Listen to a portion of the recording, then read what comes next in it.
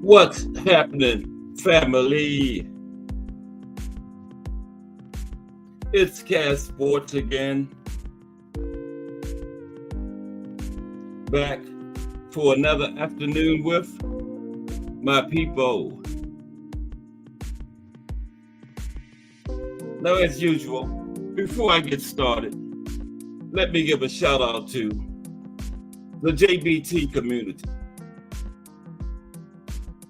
Just boxing talk.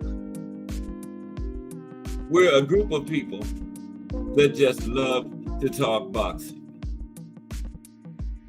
And we're always looking for others to join us. And you don't have to have a podcast or a channel or anything like that. The only requirement is you just have to love to talk boxing. That's all. iBoxing Hub, Ernest Johnson, Mike Masick, salute. Welcome to another episode of Cast Sports, the History Channel. This is the Wednesday afternoon edition, the old hump day. How's everybody this afternoon? Salute to my friend from the UK, iBoxing Hub. How are you today? Salute to Ernest Johnson. Good to see you again, Ernest. Salute to Mike Masick. Big time JBT member and supporter. Salute Mike Masick. Back for another afternoon of boxing history. Of course, it's Fight Eve. That's right. We got Thursday night boxing this week. Yeah. Right on time, too, because this is the non-pro box week. It'd be nice if we could get that Thursday night boxing every week. We do have some Friday night fights early. Coming up soon, a couple of them. But tomorrow, we got Teofimo, Jermaine Ortiz. Can't forget Keyshawn. I can't stop talking about how much I like that fight for him. Jose Pedraza. Been around the block a few times. Will be some good work for Keyshawn. I think Keyshawn will pull the decision off. But I love that fight for him. Remo, hashtag JBT, hashtag Let's Talk Fashion. Good show this morning, Remo. Good job. Great episode. Yep, Remo dropped another episode this morning. Another Friday show, too.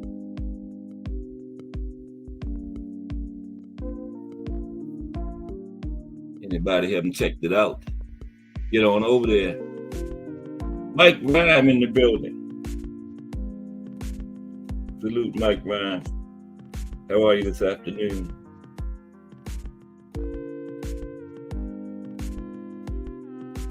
I was just talking about the big card we got coming up tomorrow. Midweek boxing. Well, a little after midweek Thursday, but we'll take it. And of course, you know, it's a top ranked card, so we're going to see a lot of good young talent on the card because Top Rank is adept at signing the young talent. And like what my friend Ed McQueen said, they're not always good at developing them, but they're good at getting them. And they got a few of the young stars on the card tomorrow. Abdullah Mason's on there. I thought at one time that Emiliano Vargas was on it, but he doesn't appear to be on this one. But still a good card. I got Keyshawn probably taking a decision from Pedraza. Now, Teofimo, you always have to consider which Teofimo is going to show up. You know, after Teofimo at Fort Loma, or Josh Taylor, that athletic, aggressive, Teofimo shows up confident, then I don't think he'll have any kind of big problem with Ortiz. But if the Teofimo that fought Kambosos, or the Do I Still Got It Tio, that one shows up, then Ortiz just might get the job done. So we won't know until that bell rings to see which Teofimo we have tomorrow. And I think we got Saturday. Do we have a couple of cards?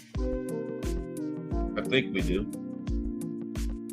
But how is everybody this Thursday? It's Wednesday afternoon. Excuse me, I'm getting ahead of myself. I want to see that card so bad I'm calling it Thursday already. But today we're going to look at part 2 of our boxing history show. We were looking at boxing through the decades. I got all the way up to the 60s. We're going to start with the 60s today. Little summary of the history that went on in the decade, and then gonna look at some dates, some historical things that happened on some of the days in the decade, and significant events that went down. Come all the way up to the 2000s, because that's not history. We all lived through that. I lived all the way back through the 60s of boxing, but most of us, we was here in the 2000s and saw that. So I stopped at 2000. But yeah, if you want history, you're getting it today. Yeah. But again, a great show this morning, Remo. Really enjoyed it. Really enjoyed it. Looks like the show is better for your new producers you added. Yeah, this was the first one with Remo's new producers. Good show. Didn't sound so robotic. I think one of your producers said you sounded too robotic, Remo. But good show. Good stuff. I always try to wait till about 2:30-ish. Get some more people time to get in here. But salute to everybody. Appreciate you rocking with me. Cat Sports, the History Channel. Because, like I say, the best part of it is when the two people get in the ring and mix it up. That's what we all live for. But that's just the end result. The whole lot goes into a boxing match. Other than that, on the way to that part of it. So, and that's where I come in at. I try to enlighten you on all the other things, like the promoters, the sanctioning bodies, I've had shows that went through the boxing styles, orthodox, southpaw, different punches, jab, uppercut, straight shots, hooks, look at all that stuff. I tell you, man, this weather in Baltimore has been beautiful this week. We're up around 50s again, sun beaming down.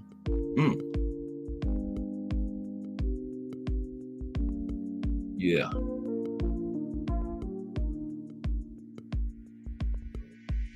Everybody okay though? Salute iBoxing Hunter. Tuning in from the UK. And he says, what he says, 1910 over there, okay. It's at 7 p.m., 10 after 7 p.m. I was in the UK. Back in 1980, I was stationed over there. I was at a base called Chicksands. You heard of that? iBoxing Hub, about 45 minutes from London. When I was there, the trains and buses and everything was free. You just got on and sit down. I didn't want to drive over there because I couldn't get used to that other side of the road. Yeah, and they had these things called roundabouts.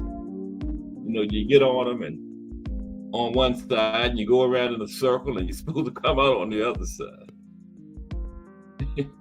So nah, I never attempted that. But a beautiful place. It rained all the time though. Wow. I was there on temporary duty for like about 2 months. It rained almost every day, man. That was a rainy place, but beautiful. Green grass. You don't see no trash or nothing anywhere. Just beautiful.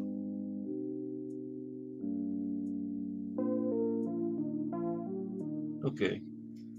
Ernest says, have I ever covered fighting during slave times? No, I sure haven't. Yeah, I'm going to do that before this month is over then, Ernest. Thank you for that idea. I'm always open to ideas. Mm-hmm. And I'm going to look into that this weekend, Ernest. Because usually I have my lineup set up for the week. Just like a rough draft or outline of what it's going to be about every day. So this week is pretty much set up. But yeah, that is a great idea, Ernest. I appreciate it. I take all feedback from the chat. Mm-hmm. Need all the help I can get. Oh, you still get confused with the roundabouts I-Boxing Hub? And see, I-Boxing Hub lives there. He still gets confused with them. I never got behind the wheel over there. Mm-mm. You know, you're on the wrong side. Well, I'm not going to say wrong side because it's the right side if you live over there. But you drive on the other side from, like, you know, over here. This picture, if you're going one way over here, you're on the other side going that way over there. So no way. Jose. I still get confused with the roundabouts. Yeah, man. I would have just been on there for like hours going around in circles, not knowing how to get off. Because you go in on one side, you go around, you're supposed to come out on the other side. But the UK was a great place. I really enjoyed my time over there. I most certainly did. That was one of my favorite duty assignments overseas was the UK. And the bases was all open. The local citizens could come on and off the bases with no gates because in England, everything belonged to the Queen. Okay. So the local citizens could use the gyms, the NCO club, the stores, everything on the American bases. Yep, no gates.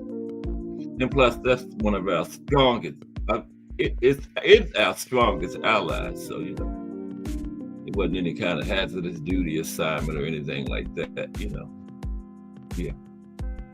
Almost just like being stationed over here. Okay. But this is boxing.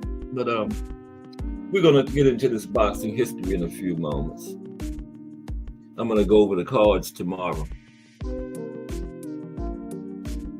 Oh, they use them in Barbados too, Remo? You ever drove on one, Remo, on the roundabout? Yeah. I've been on them, but I was always a passenger. You know, yeah. Because, like, look, I-Boxing Hub lives there. They still confuse him.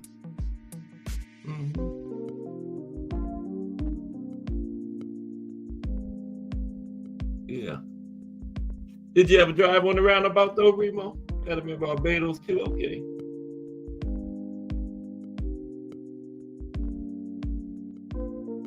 But one thing about in Europe, they are some great drivers, man. Because in Germany, they had an Autobahn with, you know, speed is unlimited. I've been on that too, but I didn't drive on it, yeah.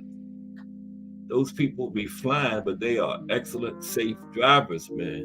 You know, the way some of these people drive in Baltimore, they would probably cost like 100-car smash up on an Autobahn, you know.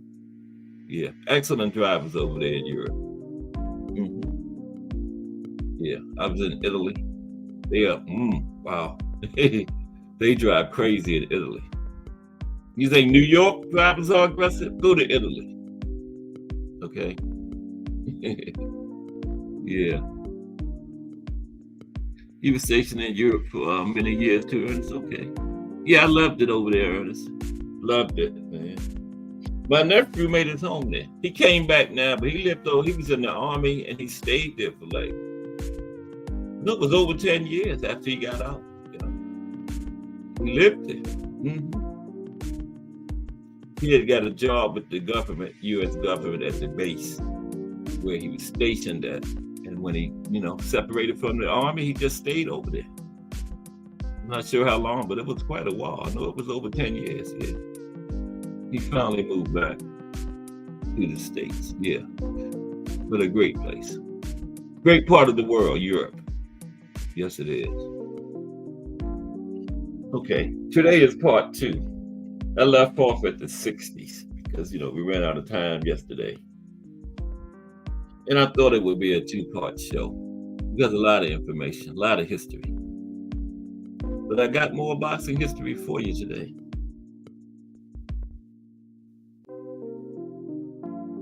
Ernest says they follow the rules over there. The driving test is hard. Most Americans fail it on the first go. Okay, yeah, I never took it, Ernest. But that is so true. They follow the rules. They drive safe, man. Safe. That is a great point there about the rules, Ernest. Not like these people over here changing lanes, turning the signal light on after you get into the next lane you go into. That's how they do over here. Mm-hmm. Yeah, you're making a left turn. You're halfway in your turn, then you decide to turn the signal light on. Yeah, you don't see anything like that over there. No, safe drives. 5K. Yeah, I never took it. Motorcycle. Okay. Did you drive over there, Ernest? Yeah.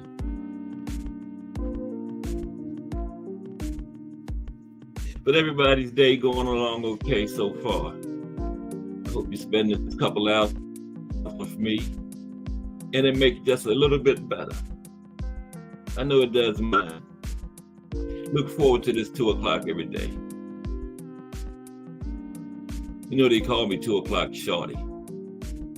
Mm-hmm. That's me. Trying to get my music right. That's about right there.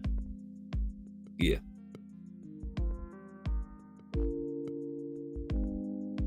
Yeah. I'm home alone. Nice, peaceful house. Because the Miss Cass says she always moving around and talking to me and stuff. Distracting me. Hope she ain't at work listening. Okay, let's go. We're going to start on the second day, and then we'll end it today. Now we're going to start with the 60s. Boxing history. Little summary. Then we're going to go, like I said, some dates and some significant or historical things that happened on those dates. Yeah. Oh, yeah, you can do that over there, Ernest. You can put the pedal to the metal. But like you said, everybody drives safe, man. Fast and safe. Yeah. Now, boxing in the 1960s. Ernest said he went as fast as his car would take him. Wow. I don't know if I would have rode with you, Ernest. I would have said, well, I'll meet you down there. I'll take the train or bus or something. No, I'm sure Ernest was a nice, safe driver. But that was the thing, though, yeah. Very safe over there. Not like here. People in the United States, well, in Baltimore, they just can't drive. My daughter was just in an accident a few weeks back. And it was her fault. Her boyfriend was driving. It was their fault. They can't drive. Boxing in the 1960s. Now, during the 1960s, boxing, like mostly everything else around the world, went through changing times. Notable was the emergence of a young boxer named Cassius Clay, who would, in his own words, shock the world. Okay, he declared himself against the Vietnam War and changed his name to Muhammad Ali. Now, among significant boxers in lower weights were middleweights: Emil Griffith, Nino Benevenuti, and Dick Tiger. And lightweights: Joe Brown, Carlos Ortiz. Carlos, he was up there on my best Mexican list. I did a top 10 list. of different regions: Mexico, Puerto Rico, Europe. I think Carlos might have been my number one for Mexico.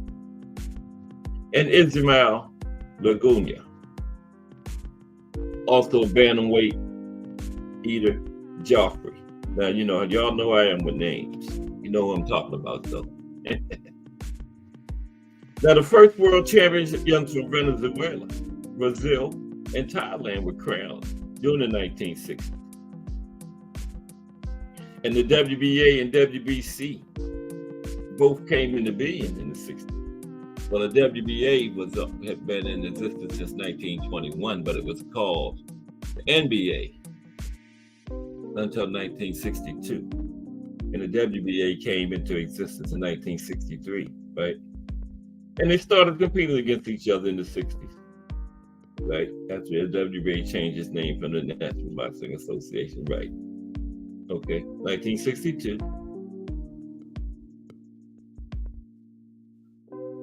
And the group, the WBC was the group that split from the WBA. When they formed the WBC, they were part of the WBA, then they just split and formed their own body. Okay. Now, also, a new division was created in the 60s called junior middleweight, where a high school teacher, Freddie Little, was the first champion. Okay. I'm learning too. Now, fights were seen on color television for the first time in the 60s. And we had one of the most famous tragedies in our sport. Okay, Benny Kid Parrott. And that was shown on TV. And I'm gonna touch on that in a few minutes. Let's look at some of the highlights, or significant events that happened in the 60s. Okay. Now, on June 20th, 1960, Floyd Patterson became the first heavyweight in history to win the world heavyweight title twice. Okay. Knocking out his former conqueror, Ingemar Johansson, in 5 rounds. Okay. So Floyd became the first 2-time heavyweight champion. Okay. February 10th, 1962, young Cassius Clay, fighting in his 10th professional fight, recovers from his first knockdown. And he got knocked out in the first round. He came back to beat Sonny Banks by knockout in the 4th round. On March 24th, 1962, okay, now one of boxing's most famous tragedies happened when Emo Griffith knocked out Benny Kid Parrott in the 12th round to win the world's welterweight title. Parrott was taken to the hospital after the fight.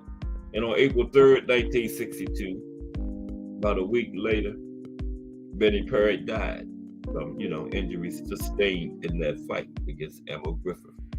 Okay. On September 25th, 1962, Sonny Liston became world heavyweight champion. He knocked out Floyd Patterson in the first round. March 21st, 1963,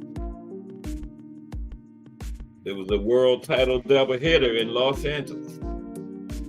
Okay.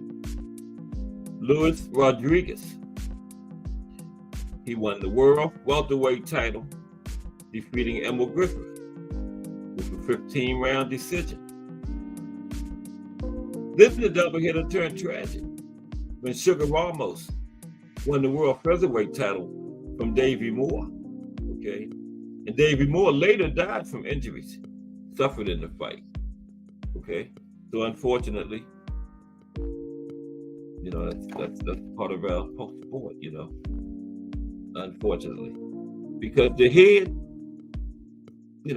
that's where the brain at, and it's not meant to be punched on. So it's just an unfortunate part of it, And I hope I don't sound too harsh saying this, but the fighters know what they're signing up for, but it's still unfortunate when those type of tragedies happen. Thomas Hill, hashtag JBT in the building. What's up, Thomas Hill? How are you today, sir? The mayor of YouTube boxing. Thomas Hill, hashtag JBT. Welcome to another episode of Cast Sports the History Channel. Just getting started. Going over some significant or historical events that happened in the decade of the 1960s. Okay, now, where was it? Okay, Davey Moore Davey Moore died from injuries suffered in his fight against Sugar Ramos. He lost the featherweight title in that fight. Now, on March 25th, 1963,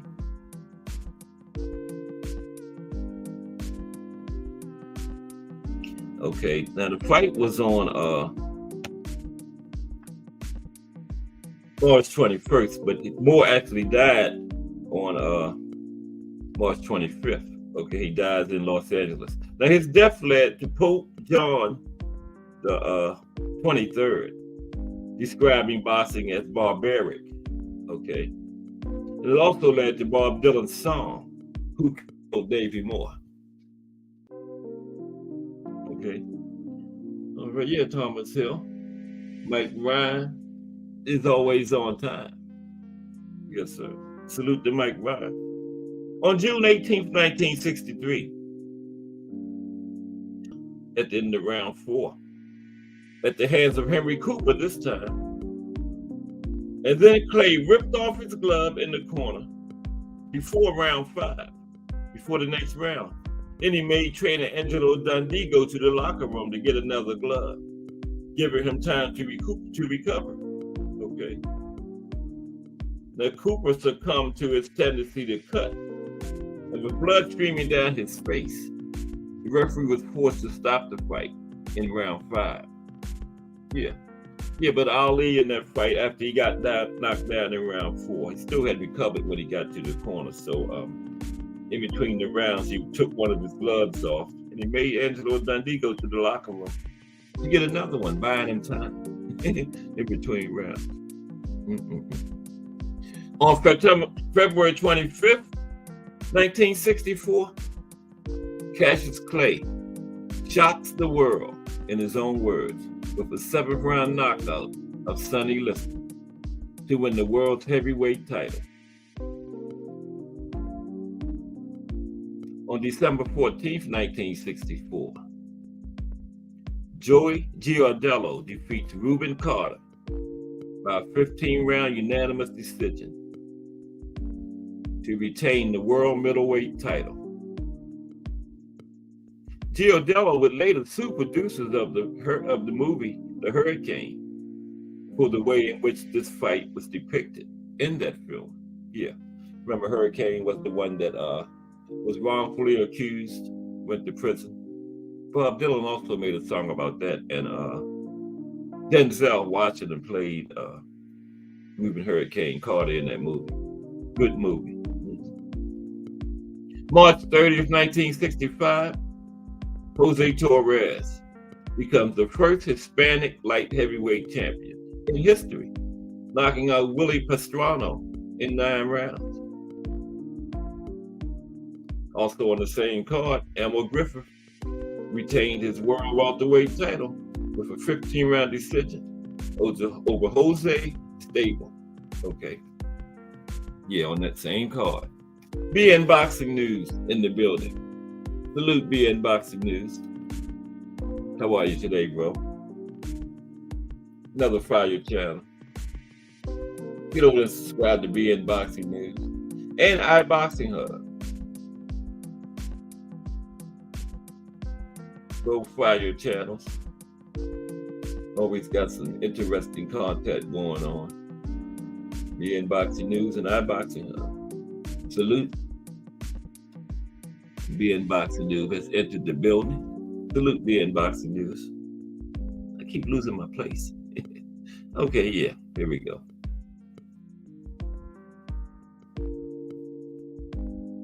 May 25th, 1965.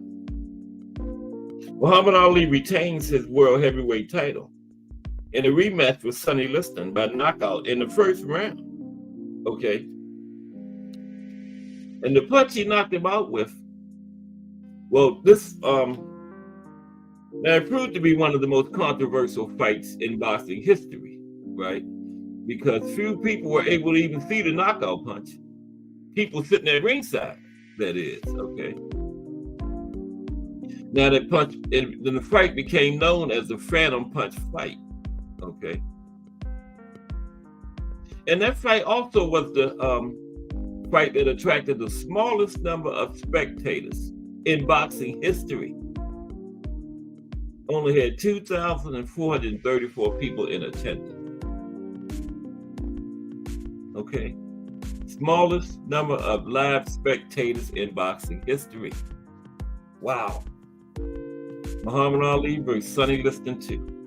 Bet y'all didn't know that. I'm gonna do a quiz one of these days. Okay. Like 20 questions or something on some of the things information I put out. And think of some kind of something I can give to the winners of the question. You got to answer like 2 questions right, and you'll get a prize. You can give me your address offline or something, I'll mail you your prize. I'm not one of those people who come to your house and kill you or anything. And you got some weird people on YouTube. I wouldn't give anybody my address. That's for sure. But what's up, Gregory? Hashtag JBT in the building. Gregory Pratt, hashtag JBT, aka GP, in the building. One of my fellow Baltimoreans. Salute. It's all good, GP. And Lonnie Lee, hashtag JBT in the building. How was your day, Lonnie? It's hump day. It's all downhill to the weekend from here. And plus, we got some fights tomorrow. That'll help us get through the week. Got one of those nice top rank cards. Headlined by Teofimo, Jermaine Ortiz, co-main Keyshawn himself against Jose Pedraza, and highlighted by some of a bunch of top ranked young stars.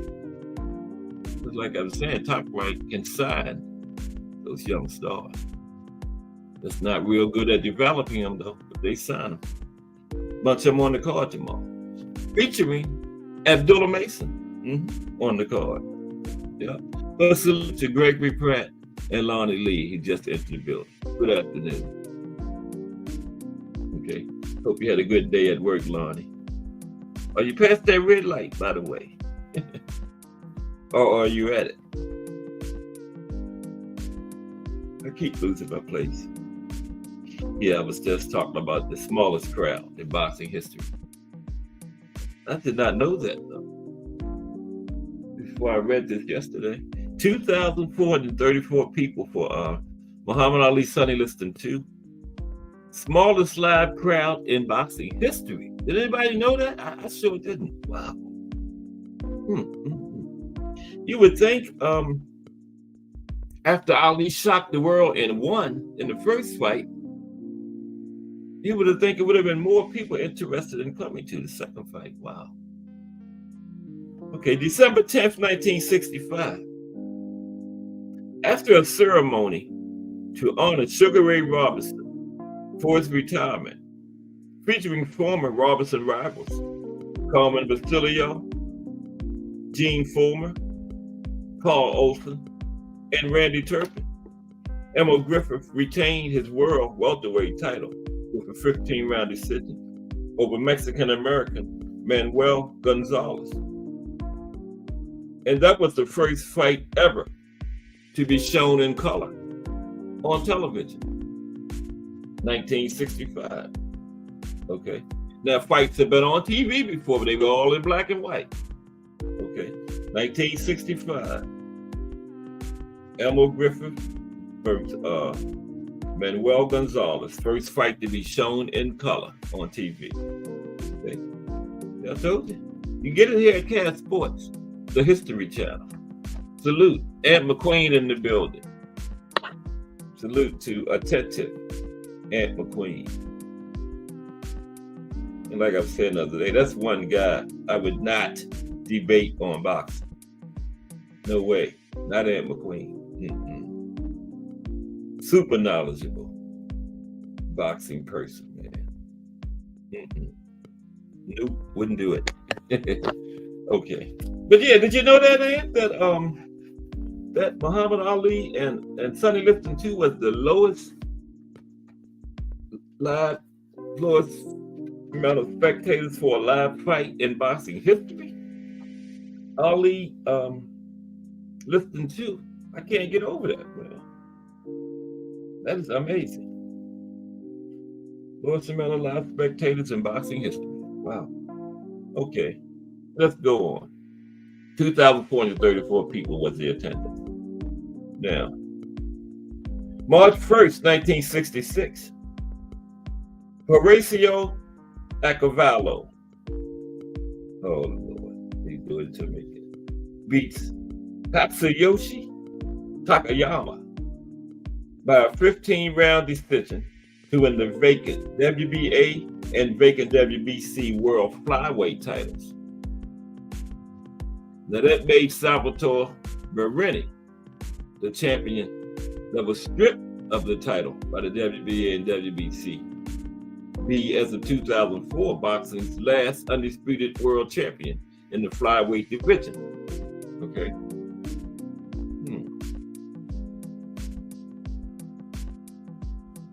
Okay. October 22nd, 1966, Carlos Ortiz beats Sugar Ramos by a knockout in 5 rounds to retain his world lightweight title in Mexico City, Mexico. And a riot ensues. Many are hurt, including Ortiz's manager. Okay. November 14th, 1966. Oh, you're at the third light, Lonnie? Okay. Yeah. Oh, the first 2 must have been green today then, okay, because it usually be at that first, but okay. Yeah. They get you home. You can be home chilling, listening to the show quicker today, okay. November 14th, 1966, in what many consider to be his best career performance, Muhammad Ali defeated Cleveland Williams by a knockout in 3 rounds to retain his WBC World Heavyweight title. Yeah, I'll have to watch that one later on. Muhammad Ali and Cleveland Williams. Many consider that to be his best career performance. I'll have to watch that and see why. February 5th, 1967. In a rematch of a 1966 world title fight, Dick Tiger retains his world light heavyweight title with a 15-round split decision over former world champion Jose Torres.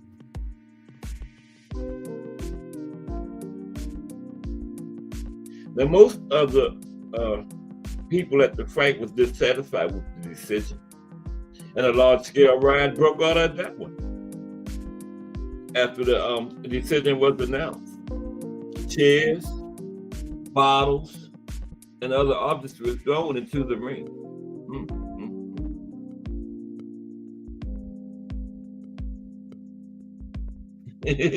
Can't say, man, I'm here learning from you. Okay. I'm glad I can put some new information out there for you. And I hope everybody's learning something, because I sure am. Yeah. I did not know about that Muhammad Ali Sonny Liston too. The attendance being so low. And the lowest in boxing history. Wow. It's still amazing. I can't get over that. February 6, 1967.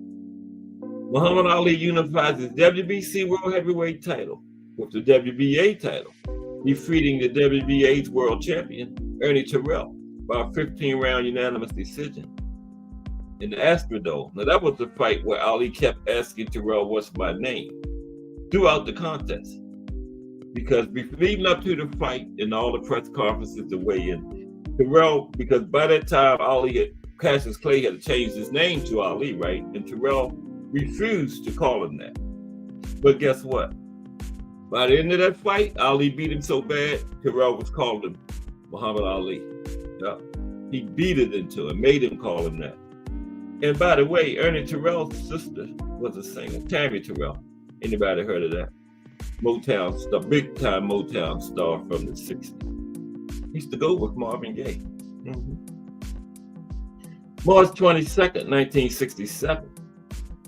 Muhammad Ali retains his world heavyweight title with a 7th round knockout of Zora Fali in what would be his last fight in 3 years. That was his last fight, before the Vietnam War situation that he got into and got his licenses suspended. Yep. March 22nd, 1967. June 15th, 1967. Oh. Japanese, Yoshiaki Numata. I don't think I did too bad. Yoshiaki Numata. In the flash, they lowered a 7-year reign as world junior lightweight champion by defeating the Filipino by split decision over 15 rounds in their title fight. Okay. He had 10 successful title defenses before that loss. And that was the longest reign in the history of the division. Okay. That was junior lightweight. Yeah. December 14th, 1967.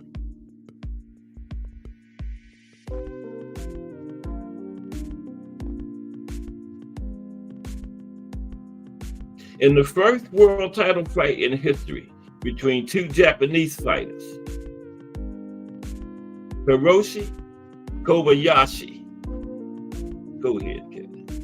Say it again. Hiroshi Kobayashi, with only 11 knockout wins in 57 previous fights, drops defending world junior lightweight champion Yoshiaki Numata 4 times before knocking him out in 12 rounds to win the world title. And that was the first ever world title fight between two Japanese fighters, Hiroshi Kobayashi and Yoshiaki Numata. Going off. Got both of them right. December 6, 1968. Lionel Rose retains his world bantamweight title with a 15-round split decision over Chucho Castillo. The decision caused the air of the pro Castillo crowd, and a large-scale riot ensued. 14 people, including a judge, the one who scored the fight for Castillo, are hospitalized. Wow. So that was like 3 or 4 riots in the 60s. Man. Okay. Let's take a look at the 1970s. Little summary and some highlights. Time flies when you're having fun. Okay, boxing in the 1970s. Everybody ready for that Thursday night boxing tomorrow? I am. No non-pro box week 2. Still got midweek boxing. That's all right. Now, during the 1970s, boxing was characterized by dominating champions and history-making rivalries. The decade had many superstars who also had fierce rivals. Alexis Arguello, for example, who won the world featherweight and junior lightweight titles in the 70s, had to overcome Alfredo Escalera twice before the decade was over. At least 6 divisions had world champions who could be considered dominant. Okay, the bantamweight division had Carlos Zarate. For bantamweight had Wilfredo Gomez, won the title in 1977 until he vacated it 6 years later in 1983. Now that's dominant. Now guess who the lightweight division had? The Hands of Stone. Roberto Duran won the title in 1972. Kept it until 1979, 7 years, to seek championships at other weights. Okay? Now that's dominant. One of my favorite fighters too, Roberto Duran.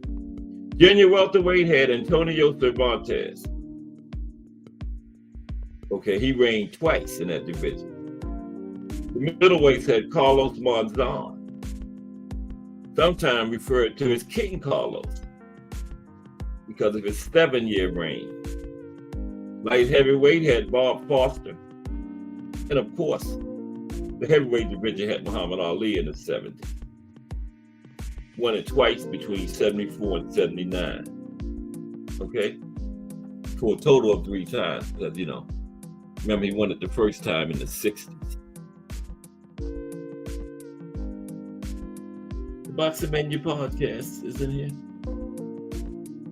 Salute Boxing Menu Podcast. Sorry, I wasn't paying attention. I got to pay more attention to the chat. Oh, there he is. Boxing Menu Podcast in the building. Salute to the Boxing Menu Podcast. Another fire channel. I know everybody is subscribed to the Boxing Menu Podcast. He was talking about starting a show to join this fire JBT lineup too. We're on the lookout for that. Oh, that's going to be fire. Look at that, the fire content he always drops. But salute to the Boxing Menu Podcast in the building. Okay. And good afternoon to everybody. It's an honor to have everybody in here. All of my people. Okay. Where was I? Yeah, Muhammad Ali. Yeah, we had so many dominant champions in the 70s, and the thing was, they reigned for so many years, man. It's unheard of now. 6, 7, 8-year reigns, man. Nobody could take them titles from them. A few of them reigned, like Roberto Duran and I think Zarate. The only way they lost the title was they didn't lose it. They just vacated it to move up to try to get another challenge, to get a challenge. Because, they were so dominant in their divisions, they had to move up just to be challenged, Okay. Now, another aspect of boxing in the 70s is that the decade is considered by a few to be the best ever for the heavyweight division, including me, okay? The golden era of heavyweights. Now, Muhammad Ali returned from his from his license being suspended in 1970. Okay. And Joe Frazier was the current heavyweight champion when Ali returned. Former world champions Jimmy Ellis, Floyd Patterson, as well as George Foreman, Oscar Bonavena, Jerry Quarry, Ernie Shavers, Leon Spinks, Ken Norton, Larry Holmes, Ron Stander, Chuck Webner, Jose Roman. Tell me that wasn't the golden era of the heavyweights, man. That's why I'm one of those people that consider 1970 as the best decade ever for heavyweights. And also light heavyweights. We had Bob Foster. We had John Tate. Okay. I'm still John Tate eventually became a heavyweight. Oh, excuse me. Yeah, light heavyweight champion Bob Foster. And then John Tate, Jimmy Young, Ron Law. These are heavyweights. Joe Buckner, Scott Liddell, and many others added intrigue to the heavyweight division. Don King came on the scene in the 70s and served as a leading boxing promoter. And champions Duran, Monzon, and Ali had historic rivalries with Esteban de Jesus, Rodrigo Valdez, and Joe Frazier, respectively. All three of those were classics, man. Classic. Duran, Esteban de Jesus, Carlos Monzon, Rodrigo Valdez, and everybody that knows anything about boxing knows about Muhammad Ali and Joe Frazier. Okay, it's really in Manila. I consider that the greatest fight ever. Let's look at some highlights from the decade of the 1970s. I need a drink of water. Okay. Yeah, the 70s was the golden era for the heavyweight division. Excuse me.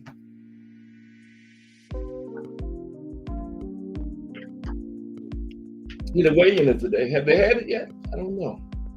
You know, in today's age, you can always watch it. Just pull it on up on YouTube. So I'm gonna watch it later on. Okay, we're looking at the highlights in the 70s. Now, on March 8th, 1971, that was the date of the fight of the century. Before a jet-set crowd that included Cher, Frank Sinatra, Woody Allen, Mia Farrow, Diana Ross, and others. That was just some of the highlights of the stars that was there. I think Frank Sinatra was the photographer. Joe Frazier dropped Muhammad Ali with that famous Joe Frazier left hook in the 15th round, and Frazier won a unanimous decision. Frazier was the champion at the time. He retained the world heavyweight title, fight of the century. On November 5th, 1971, Pedro Carrasco becomes Spain's second world boxing champion, beating Mando Ramos by 11th round disqualification. Took the WBC's vacant world lightweight title. This fight was extremely controversial. Ramos was disqualified because check this out. After Carrasco hit the deck in round 11, the referee decided to declare Carrasco the winner because he wasn't sure if Carrasco had been knocked down or pushed down. Now, what kind of shit is that? The referee wasn't sure whether it was a knockdown or a punch or a push that knocked him down. So he's gonna give him the fight. Why not just wave the knockdown off and let the fight continue? That sounds like some foul nonsense that's going on in that fight, man. That's crazy. He gave the fight to Carrasco because he wasn't sure if Ramos put him down for a punch or a push, right? So just wave the knockdown off. What if it was really a punch that knocked him down? You didn't know. Yeah. So that was one of them Tony Week jobs. He got that envelope after the fight. They didn't say the referee's name, but I'm going to find out. Okay, this is Cash Sports. So I'm going to find out. On April 7th, 1972, Bob Foster recovers the WBA World Light Heavyweight title, unifying it once again with his WBC title, knocking out Vicente Rondon in 2 rounds. Now, Rondon had become the second Latin American World Light Heavyweight champion when the WBA recognized him after Foster refused to defend the championship against him. But the WBC had kept Foster as champion, and he finally fought him and knocked him out and became undisputed, because it was 2-belt undisputed back then. We didn't have no IBF or WBO, just WBA and WBC. Yeah. And that was the best time. That's another reason, why the 70s was so good in boxing. You didn't have 80 different champions like it is now. Okay. And most divisions was undisputed. I'm gonna come to that. Most divisions was undisputed. A lot of them. Okay. June 26, 1972. Roberto Duran wins the first of 4 world titles, knocking out WBA World Lightweight Champion Ken Buchanan in 13 rounds.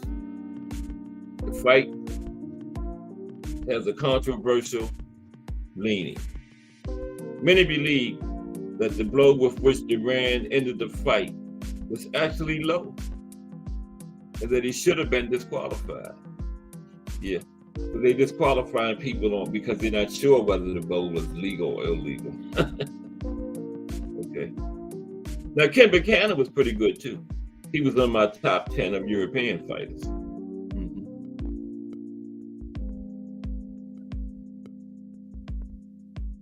I was just checking the chat. Everybody's basically just speaking to each other. Yeah. Okay. What my likes looking like? That's strange. Okay. Who haven't hit the like? Who haven't hit the like? Maybe it's YouTube because they play games too. They play games. They take your likes. They take your subscribers. November 17th, 1972, Esteban de Jesus begins his trilogy of fights with Roberto Duran by defeating the world lightweight champion by a 10-round unanimous decision. Duran suffers his first career defeat. It was a non-title fight. Okay, that was Duran's first loss. January 22nd, 1973, George Foreman becomes world heavyweight champion, defeating Joe Frazier by knockout in round 2. This was the first fight ever televised on HBO. Okay, 1973. Yeah. On January 24th, 1973, WBA World Flyweight Champion Masao Oba dies after his car collides with a truck in Tokyo, Japan. He left a record of 35 wins, 2 losses, and 1 draw, with 15 knockouts. Okay.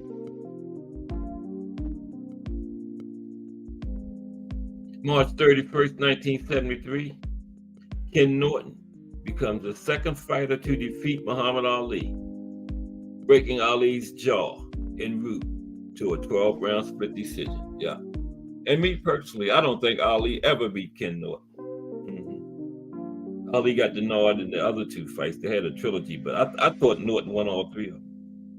Okay, he definitely won. They couldn't cheat him out of their first one. Yeah. November 3rd, 1973, Arnold Taylor survives 4 knockdowns to knock out WBA bantamweight champion Romeo Anayan in 14 rounds, winning the world title in Johannesburg, South Africa, in what boxing writer Chris Gravenstein called probably the most murderous and dramatic fight in South African history. And I said, who hit the like? And everybody left the building. Wow, what's up with that? Very interesting. Okay. December 1st, 1973.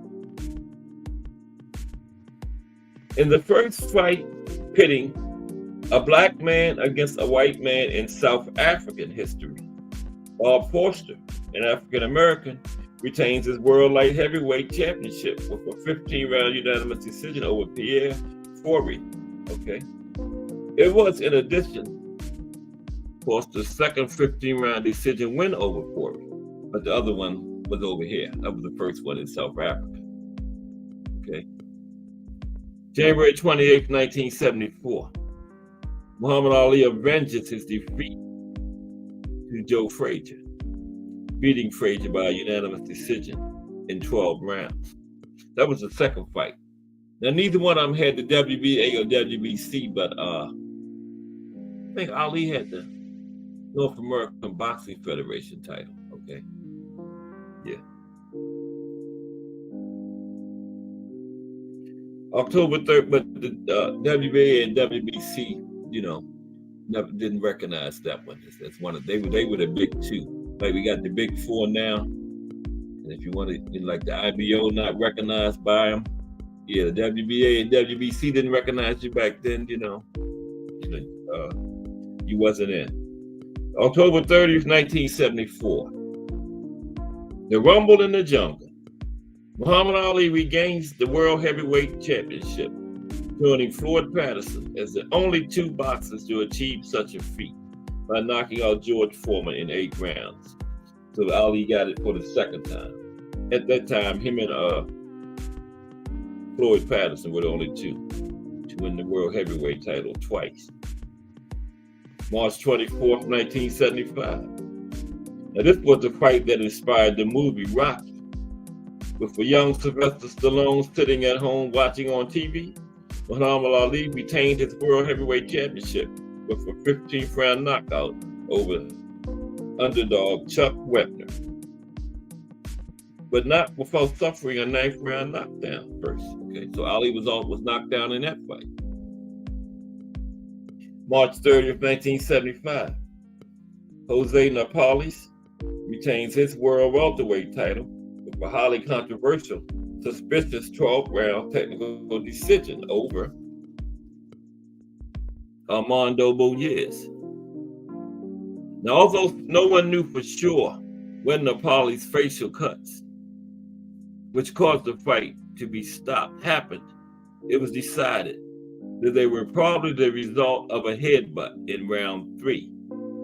Therefore, instead of giving the world title to Muniz by technical knockout, it was decided to check the judges' scorecards, and Napales was ahead on points, making him the winner by technical decision. Okay, April 26, 1975. George Foreman stages a boxing exhibition against 5 different boxers, including former Joe Frazier challenger Terry Daniels. Foreman beats all 5 men by knockout. Okay, won 5 men in one night, beat them all by knockout. July 15th, 1975. With only 2 previous professional fights, only 2 fights. This was Loma before Loma. Thailand, Sensak. That's all I want to say, Sensak. I'm not even going to attempt his last name. Anyway, he only had 2 professional fights. He was from Thailand. He makes history by winning the WBO World Junior Welterweight title, knocking out world champion Jose Fernandez, becoming the fastest boxer to reach a world championship. I think he still is. What did it take Loma? 2 or 3? Okay. So this guy did it in 2 fights. August 23rd, 1975.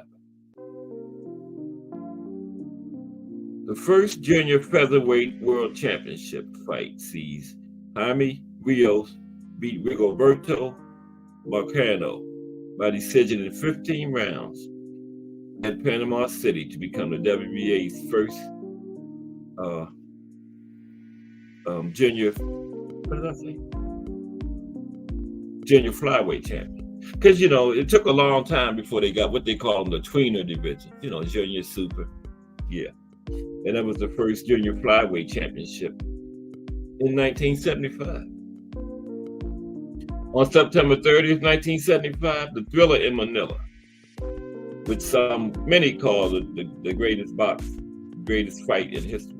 Muhammad Ali retains his world heavyweight title in his 3rd fight with Joe Frazier by TKO in round 14 in Manila. Ali compared this fight to being next to death. Yeah.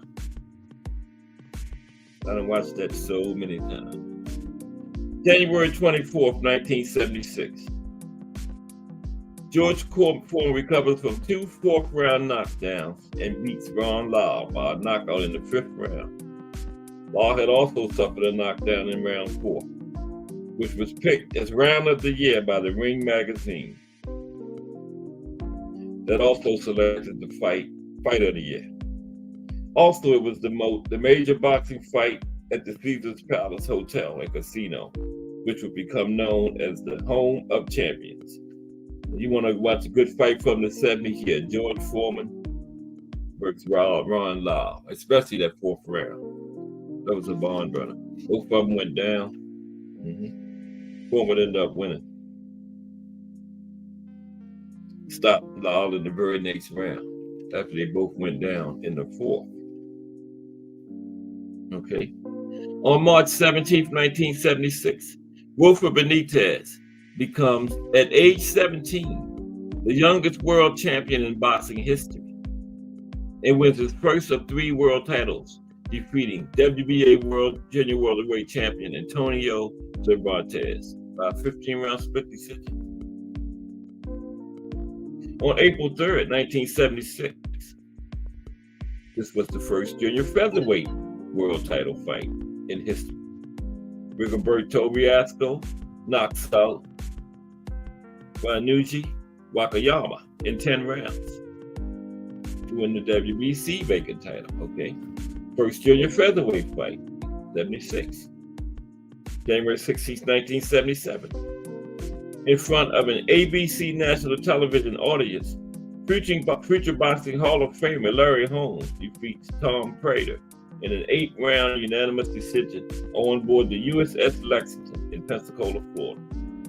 March 17, 1977, Jimmy Young defeats George Foreman by a 12-round unanimous decision. Immediately after the fight, Foreman has a religious experience and he becomes a newborn Christian and retires from boxing for the first time. Okay. July 30th, 1977, Carlos Monzon recovers from a second-round knockdown and retains his world middleweight championship with a 15-round unanimous decision against Rodrigo Valdez in their rematch. Monzon broke the all-time record of defenses at the middleweight division with 14 successful defenses. And he retired permanently after this fight. Okay. So that fight gave him the record. 14 successful defenses. I know Hagler came close to breaking that. February 15th, 1978, Leon Spinks, a novice who had only 7 professional fights, wins the undisputed World Heavyweight Championship, defeating Muhammad Ali by a 15-round split decision. Okay, now this what I told you about a couple times when the WBA and WBC had the major split.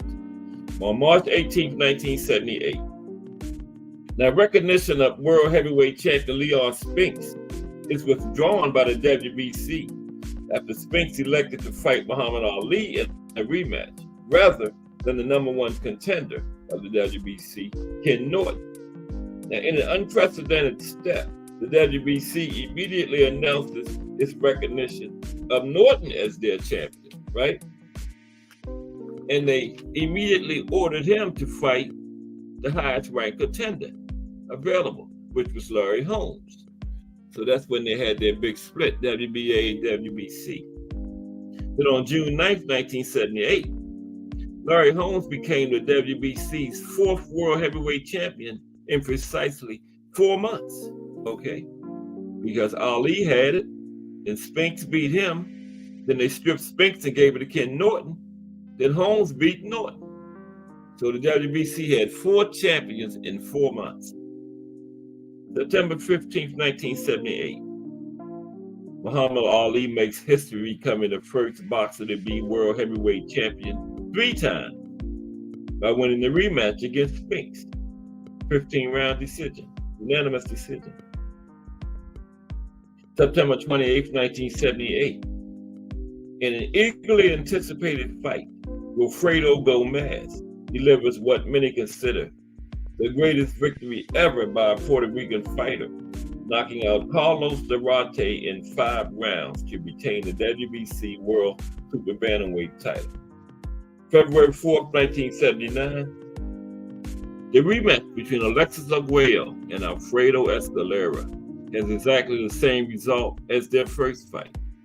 Arguello retains his WBC junior lightweight title with a knockout in the 13th round. Both of their fights were picked by Ring Magazine as among the 100 greatest fights of all time in 1994.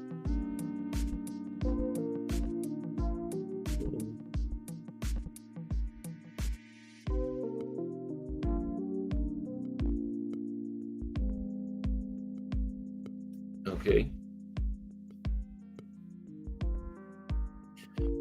June 17th, 1979.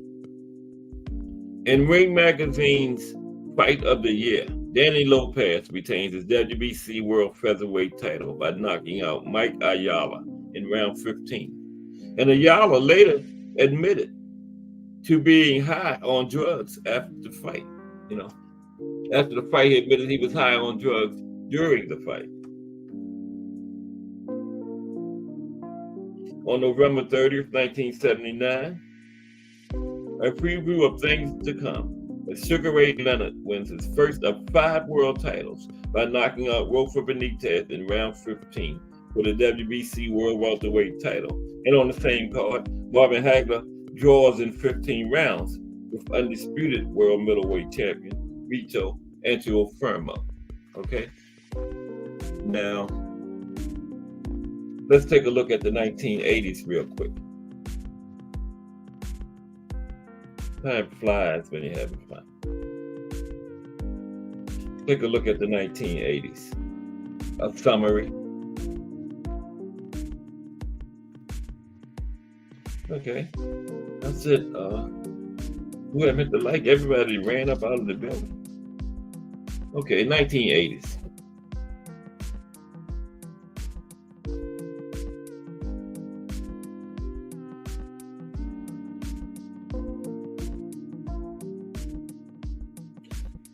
Hope everybody ready for boxing because we got some tomorrow.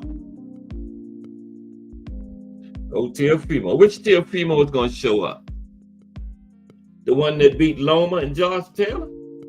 Or the one that fought Cambosos and stood in the fight? I think it was the Sandor Martin fight and asked, do I still got it? I think the one that beat Josh Taylor is going to show up. And the one that fought Loma. But boxing in the 1980s was filled with important fights, events, and personalities that shaped the sport. Boxing in the 1980s was shaped by many different situations, such as the continuous corporate battles between the different world sanctioning organizations. The void left by Muhammad Ali as a sports ambassador and consequent search for a new boxing hero. The continuous presence of Don King as the sport's most famous promoter, the surge of rival promoters as Bob Arum, Butch Lewis, and Murad Muhammad, and major rule changes. Okay. Now in 1986, Mike Tyson emerged as a fresh new face in the heavyweight division, which has seen a decline in champion quality level, particularly on the WBA side after Ali's retirement. Later on, after longtime WBC ruler Barry Holmes' prime. Okay, see, Holmes was still around, but he was past his prime as he got him into the 80s. In addition, the IBF and WBO began operating. Now, another important aspect of boxing in the 80s was the rivalry between 5 world champions. Okay. They talk about the 4 kings, but I gotta put Benitez in there. So the rivalry between 5 world champions was a big thing, big part of the 80s. With Wilfred Benitez, Roberto Duran, Marvin Hagler, Thomas Hearns, and Sugar Ray Leonard. Because you gotta put Benitez in there. He fought all of them except Hagler, But there's only 4 kings in the deck, so I guess the 4 kings sound sexier than the 5 kings. Yeah. But Benitez is definitely a part of that group. Now, of all the possible matchups between these 5, Benavidez and Hagler was the only one that never happened. Okay, like I was just saying. Now, the circle of fights between these 5 gladiators actually began on November 30th, 1979. Most people think it was 80 when Leonard fought Duran, but it was actually 79 when Leonard beat Benitez by knockout in round 15 to win the WBC World Welterweight title. On the same fight that was Carter just talked about, Hagler had his tie with Vito Antuofermo. Okay, yeah, I look at it as the 5 kings because look at it, Benitez fought all of them except Hagler, But like I say, it was only 4 kings in the deck, so they call them the 4 kings. Yeah. I call them the five kings. Yes, let's add another king in there. Let's look at some highlights from the 1980s. Okay. How about that? Okay, first date is September 27th, 1980. Marvin Hagler became world middleweight champion, scoring a technical knockout over Alan Minter on cuts in 3 rounds in London. The boxers then had to be protected by police from rioting Minter fans. And it was not only after Hagler, they was after Minter too for losing. That got ugly that night, man. Woo. Yeah, I saw that live on TV. Okay. October 2nd, 1980. Okay, Larry Holmes retains his WBC World Heavyweight crown with an 11th round technical knockout over Muhammad Ali after beating Ali merciless in nearly every round. This fight is seen by many as one of the most despicable events in the history of the sport. Not toward Holmes, toward Don King, who put it together. Ali had been in the hospital for treatment for a good portion of the months before the fight. He was already slurring his speech and everything.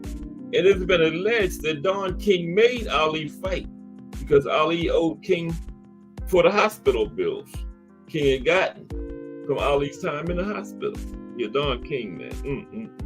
Yeah, a lot of people look at that as despicable. Okay. November 25th, 1980. The No Moss fight. Sugar Ray Leonard regains his WBC World Welterweight title with an 8th round knockout of Roberto Duran, who quit inexplicably, leading to many rumors. Duran tried to say he had stomach cramps, but Duran's own manager said he had no stomach cramps before the fight, during the fight, or after the fight. Duran's own manager said he quit because he was embarrassed. Yeah, Just Do Boxing in the building. Salute. What's up, Just Do? Salute to Just Do Boxing, everybody. Another fire channel. I know everybody already subscribed to Just Do. I don't have to tell you about him. But salute Just Do Boxing. Okay. Just going over some highlights from the 1980s. Everybody doing okay this afternoon? I'm doing great here with my people. Talking some boxing history. This is Cast Sports, the History Channel. Now, on May the 23rd, 1981, Wilfred Benitez becomes the first Hispanic and Puerto Rican to be a 3-time world champion, as well as the 5th boxer to do it overall, and the first one to do it since Henry Armstrong 4 decades before. Okay, when he defeats Maurice Holt by knockout in round 12 to win the WBC's World Junior Middleweight title. Okay, Benitez becomes 3-time world champion, first Hispanic and Puerto Rican to do it. 5th overall, first since the 1940s when Henry Armstrong did it. Okay.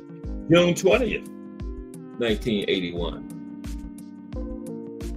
Alexis Arguello becomes the 6th 3-time world champion in boxing history when he defeats Jim Watt by decision in 15 rounds to win the WBC World Lightweight title in London. August 21st, 1981. The Battle of the Little Giants. Salvador Sanchez defeats Wilfredo Gomez by knockout in 8 rounds to retain his WBC World Featherweight title in Las Vegas. Many historians and experts call that fight the official beginning of the Mexican-Puerto Rican rivalry in boxing. Okay. On September 16th, 1981,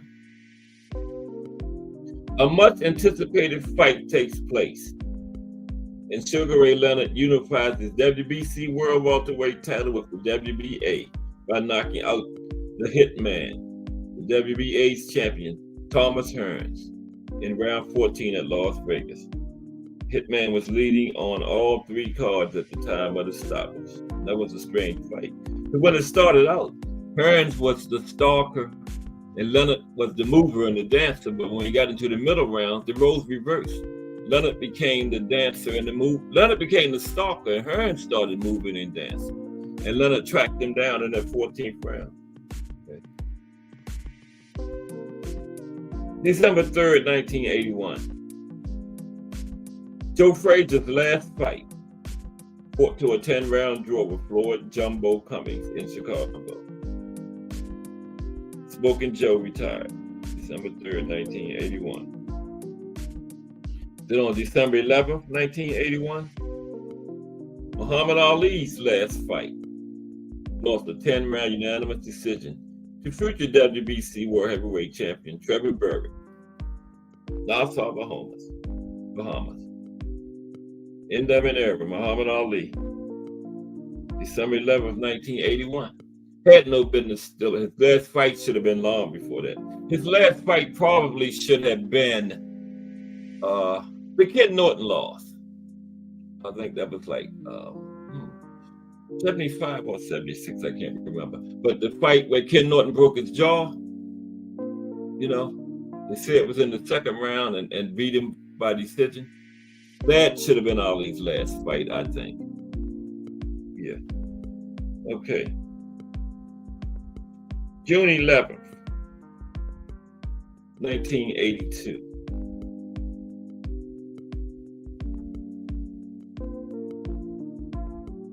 After one of the most racially charged fight promotions in history, Larry Holmes retains his WBC heavyweight title with a 13-round knockout over the fighter dubbed as the White Hope, Jerry Cooney.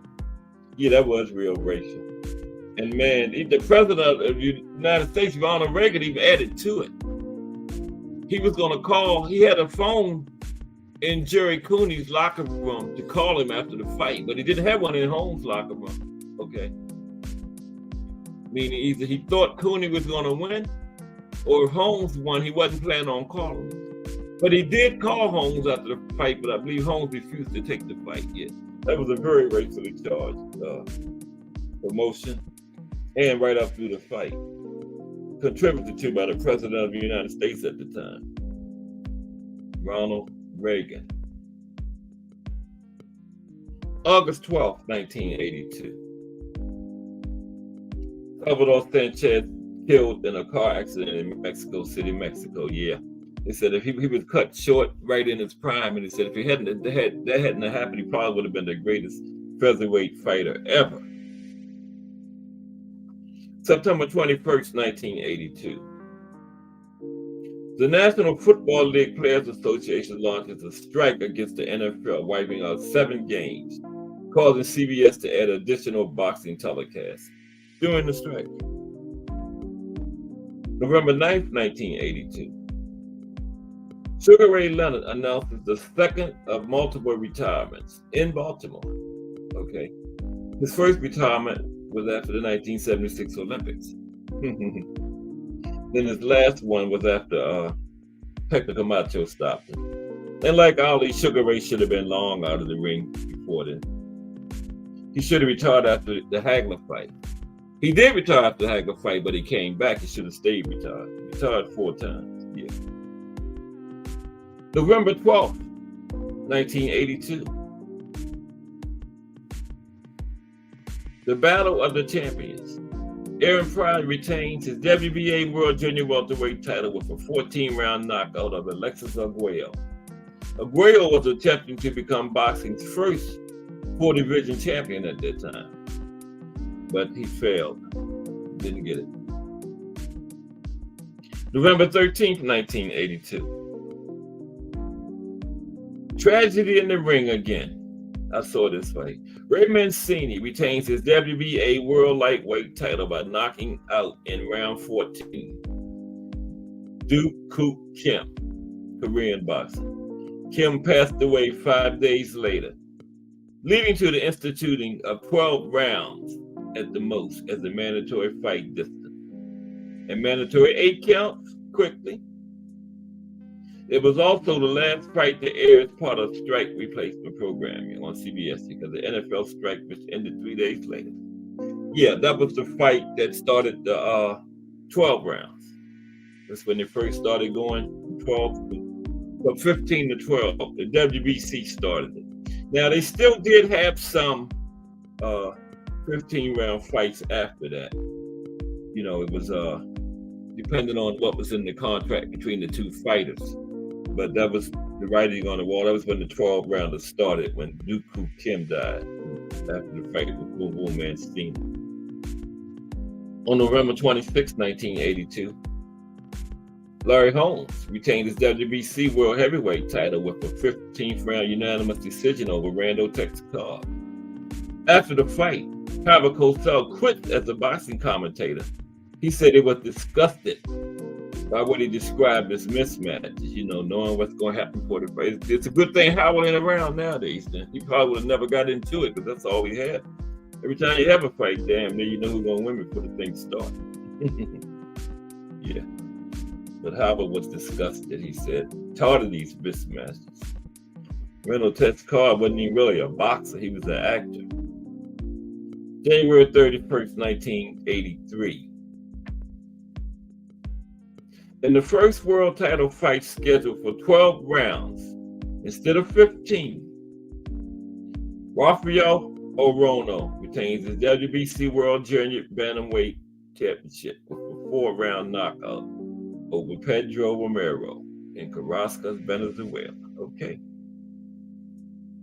It went to 12.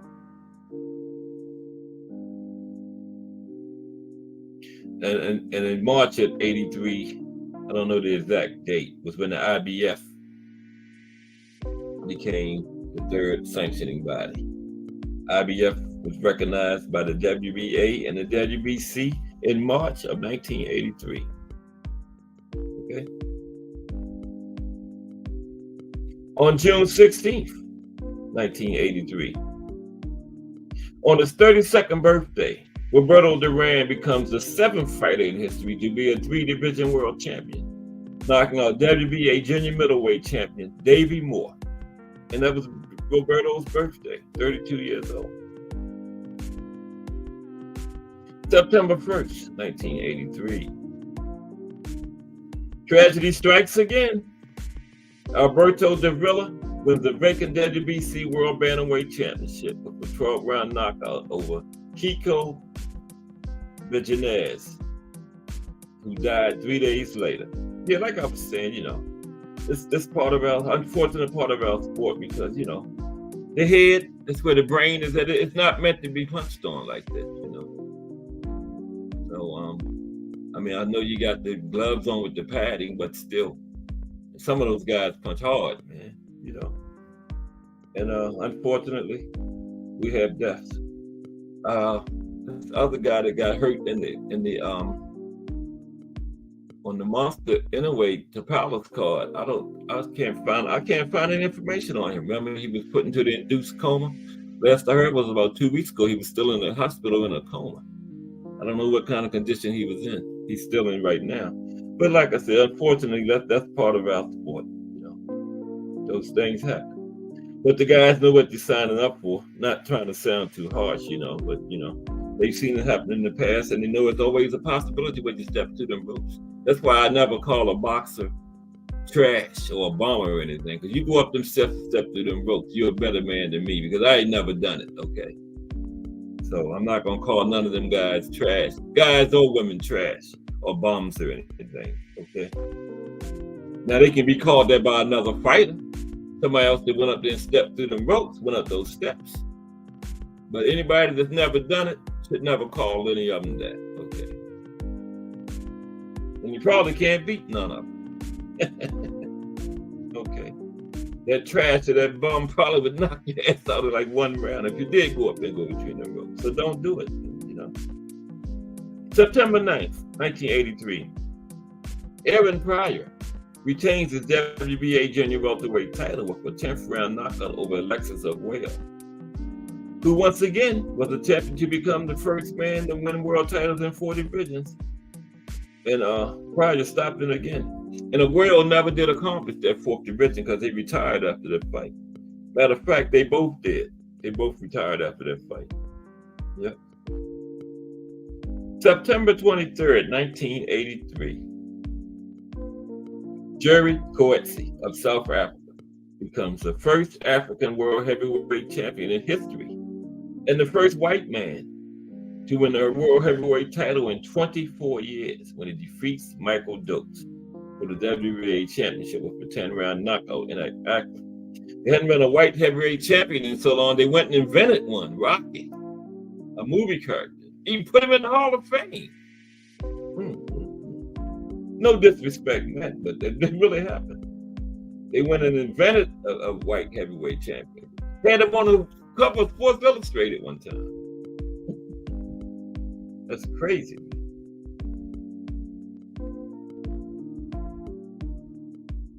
Yep. December 11th, 1983. Larry Holmes vacates the WBC World Heavyweight Championship and becomes the first heavyweight champion recognized by the fledgling IBF. Yeah, I talked about that. And they probably hit Larry Holmes well to do that. To drop his WBC and represent them. Yeah. Yeah, you know he got paid to make that move. Okay. Get up into the day. November 1984, November 15th.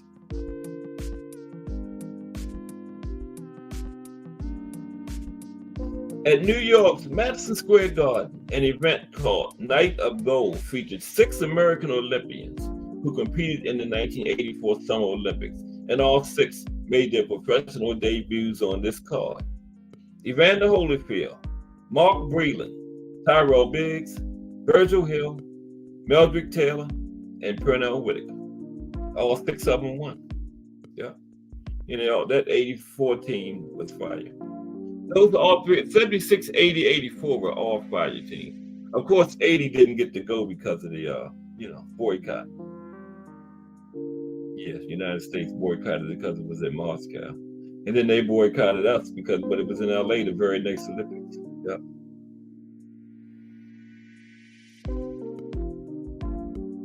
Yeah. April 15th, 1985, Income Tax Day. The War.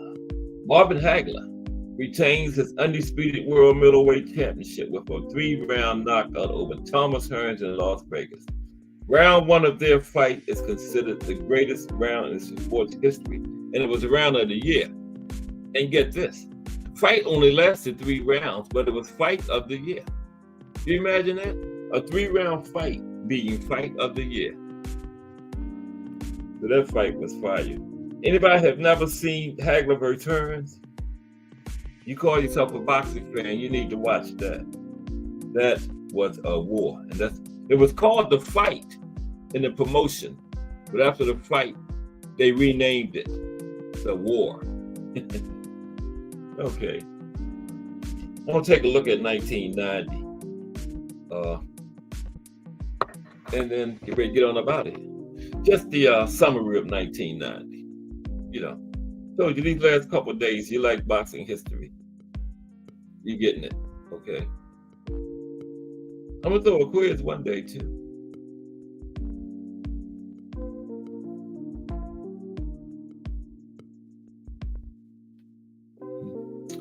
Okay. Yeah, that fight, Hagler and Hearns, I don't know how many times I done watched that thing, man. That was a war. Like I told you, that it was the fight in the promotion, but after the fight, they called it the war. Round 1, round of the year that year, and then a 3-round fight being fight of the year. Imagine that. But Hearns came out and he tried to box. People say he fought the wrong fight, but Hearns tried to box. But Hagler, that's a textbook example of cutting the ring off. Anybody who any of these boxers nowadays who don't know how to cut the ring off, watch that fight. Hagler did not let Hearns box. Cut the ring off, punishing Hearns. Hearns was forced to get to the brawl with him, okay? Hagler did not let Hearns box that fight. And Hearns was in there. He had blood streaming down Hagler's face. But yeah, Hearn's chin always was questionable, and standing there with a puncher like Hagler like that. Okay, let's take a look at the 1990s. Boxing in the 1990s. As in the 1980s, the 1990s in boxing popularly focused on all divisions. When 1980s legends Sugar Ray Leonard, Thomas Hearns, as well as others retired, newer superstars filled the void. Pernell Whitaker, Julio Cesar Chavez. In the early 1990s, Oscar De La Hoya, Whitaker and Chavez in the early 90s. Then we got Oscar De La Hoya, Felix Trinidad, Roy Jones Jr., and Floyd Mayweather Jr. in the mid to late 90s. Okay? As for the heavyweight division, Mike Tyson's reign ended prematurely with the upset loss to Buster Douglas. Now, yeah, like talking about the other day, if Customato was still around, Customato trained Mike Tyson, that would have, Buster Douglas would have been one of Mike's normal 2-3 round knockouts, man. Buster Douglas, Customato trained Mike Tyson. Buster Douglas does not win that fight. They had Mike 40-something to 1 odds, and that's what it would have played out as. A 40 to 1 odds fight. Okay. Anybody put some money on Buster that fight? Made out like a champ, man. 40 to 1 odds, and Buster got the job done. Now, Mike Tyson's reign ended prematurely with the upset loss to Buster Douglas. Former cruiserweight champion Evander Holyfield took over as the undisputed champion of the heavyweight division. It was 3 belt at that time: WBA, WBC, IBF. Yeah, came in the late 80s. So Evander took over as the undisputed champion of the division, and later built a rivalry against former Olympic silver medalist Riddick Bowe. The later 1990s was dominated by Lennox Lewis in the heavyweight division. He unified it in 1999. Now, the 1990s also saw the emergence of the battles between the British super middleweight fighters, Chris Eubank, Michael Watson, and Nigel Benn. Okay, that was the 90s. Now, we got the big card tomorrow, the weigh-in today. I'm gonna do a brief go over the card briefly tomorrow. And tomorrow's show is going to be about different levels the fighters go through. Okay, like for example, the prospect level. Then you go to the contender level. You get to the championship level. Then the Hall of Fame level. Okay. Not everybody reached the Hall of Fame level, but I'm going to go through all the levels, a discussion about them. That's going to be tomorrow's show. And I'm still working on that show, man. It's hard because a lot goes into boxing, where the show, where I'm going to try to do everything that goes into a match, from the talk to when they step in the ring. I wouldn't be a promoter. I don't know how they make money, man, because everybody, you got to pay everybody, man. You got to pay everybody. You got to pay the vendors. You got to pay the security. You got to pay of course, you got to pay the fighters. And I know that the sanctioning body is in charge of getting the referee and the judges. But I still haven't figured out who pays them. Probably the promoter, I guess. But you got to pay. I don't know how they make money. I see why Don King was cheating everybody. Don was like, I'm going to get mine before y'all get y'all's. Yeah, but it's tough. But tomorrow was going to be the different levels of fighter, prospect, contender, champion, Hall of Fame level. Okay. Also talk a little bit about gatekeeper, journeyman. There is a difference. Gatekeeper and journeyman are not the same thing. We'll talk about it tomorrow, though. I'm not going to give you my difference today. Give it to you tomorrow, though. Tune in. I'm not going to ask who hit the light no more. Who didn't hit the light there? Everybody ran up out the building. Wow. That was weird. But it's all good. I'm still here.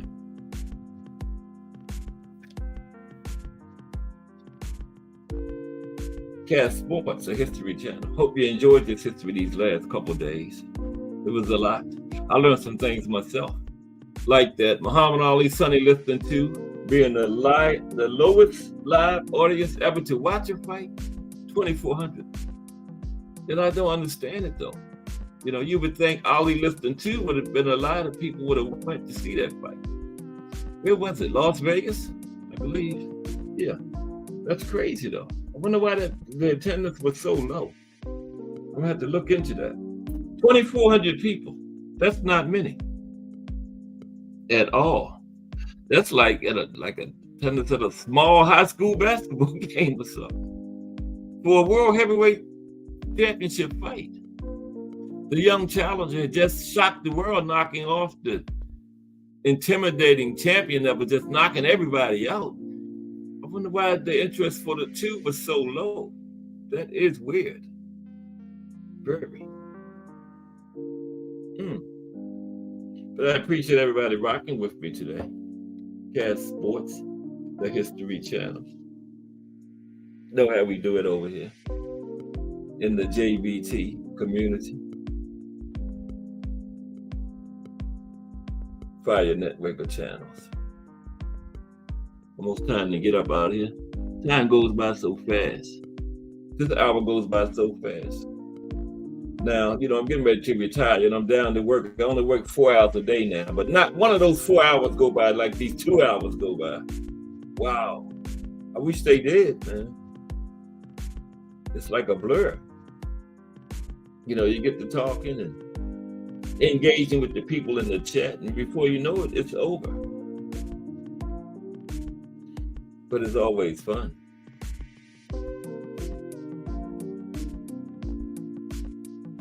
Enjoy this unboxing tomorrow. I'm going to talk about that card. Of course, it's Top Rank, and we're going to see a lot of up-and-coming young fighters. You know, Top Rank knows how to get them. Feel like Ant said, they don't know a lot about how to develop. Why is everybody coming in here at the end of the show? Okay, let's see what okay, Boxing Mania podcast says. Well, let's just do, wait a minute. Well, that's different. The laptop was in front of the phone today. Boxing Mania podcast. I'm back, Cast Sports. Had to do a live weight in on my channel. Okay, T.O. Brace Ortiz. Okay, yeah, I'm gonna watch that later, Boxing Mania podcast. Yeah, I'm gonna watch that later. Yeah, because you know, today's day and age, you don't miss nothing. Like back in the day when I grew up in the 80s and stuff, you have a weigh-in or something, you missed it. Oh well, that's it. You missed it. We didn't have no YouTube and stuff to watch it again, and you had nowhere to watch it again at. Now, if it was a fight or a hit or a push or shove at it, they would show highlights of it like on the news. But you know, nowadays just pull it up on YouTube. And back in the day when stuff happened, you had to wait for the 6 o'clock news at night or something to find out. Nowadays, something happens, you find out seconds later, right after, while it's happening. You know, wasn't like that back in the day. You had to wait for the news to come on at night. You know, like somebody had a shooting at a school or something. God forbid, I hate to talk about that. But just an example, something like that would happen. You would find out about it on the news at night. Nowadays, they got it on the news while it's going on. You know, like the police are at this point, that they going in the building while it's happening.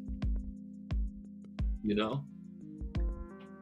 And like you be in an argument with somebody about, like a dispute about something. You might go weeks trying to figure out who's right. Now just hit Google. You call a person a month later, you know what? I finally found out what happened. Now they just hit Google instantly. That's why time go by so fast nowadays, because it's just so much to do. Every minute of your life is occupied with something, every minute. But I appreciate everybody for rocking with me again. Got my 8 to 10 people, core group. But I got my integrity and my morals and principles. I ain't gonna mention no name, but this one big, huge channel, man, I was on the other day, just knowingly spreading lies. I ain't gonna mention nobody talking about Tank, fucking Devin lying to his fans. Just, it just sounded like something that, a certain person that wrote down for him to say, and they just, it's bad enough if you're on here lying, spreading your own lies, but to spread another man's lies, that is just ridiculous. And you got like 100,000 subscribers. You don't have to do that. No integrity, no morals and principles. They say Bill paying pretty good though.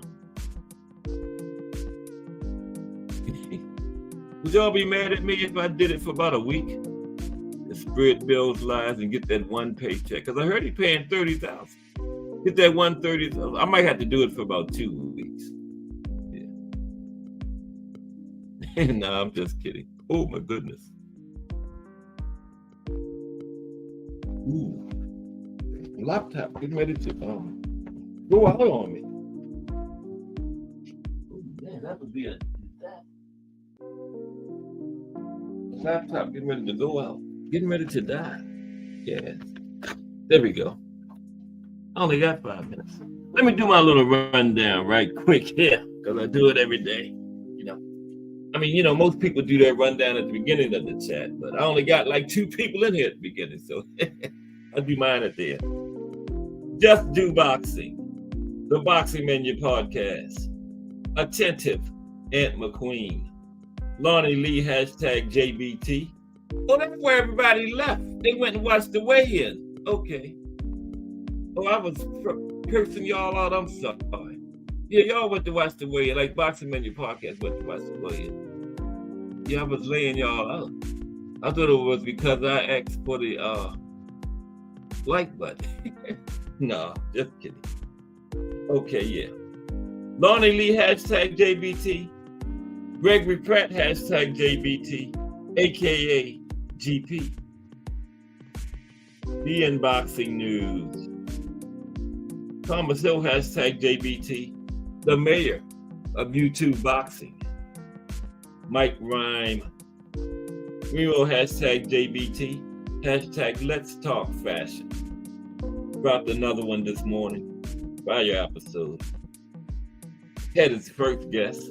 And that was his first show under his new producers. And you saw the difference. I mean, to find me some producers like that, man, it might make my show better.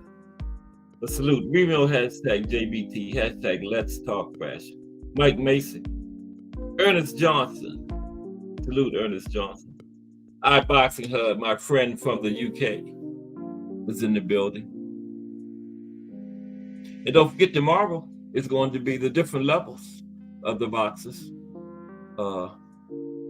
Prospect, contender, champion, Hall of Fame level. And also touch on journeyman and gatekeeper. There's a difference. I didn't always know that, but there is a difference between being a journeyman and being a gatekeeper. Find out tomorrow. I'm going to go into it. Okay. This is Cass Sports. Everybody enjoy the rest of the day. Hope I made it just a little bit better. But you made mine better. Appreciate you for keeping on rocking with my growing channel. Appreciate everybody 1,000%. My core group of people. That's always here. I'll talk to y'all later. Cass Sports. I'm gone.